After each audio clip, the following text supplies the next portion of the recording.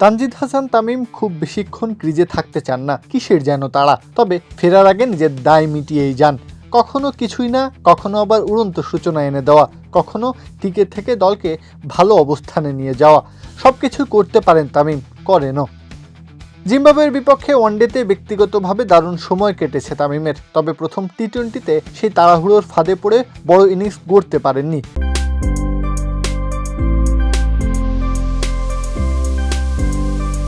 দ্বিতীয় ম্যাচেই তাই ঘুরে দাঁড়ালেন। এবার একটু শান্ত হয়েই আদায় করলেন 50। সিরিজ বাঁচানোর মহা গুরুত্বপূর্ণ ম্যাচ। আগে ব্যাট করতে নেমে ভালো শুরু এনে দেওয়ার বিকল্প কিছুই ছিল না। তামিম জানতেন সাইফকে সঙ্গে নিয়ে তাই টি-20 রেকর্ড ওপেনিং জুটি ভাঙার চেষ্টা করলেন। তবে 4 রানের জন্য সেটা না হলেও এই জুটি থেকে বাংলাদেশ পায় 120 রান, যা দ্বিতীয় সর্বোচ্চ। নিজের ব্যাট থেকে তুলেছেন 44 বলে 58 রান, 6-4 আর 2 ছক্কায় সাজানো ইনিংস।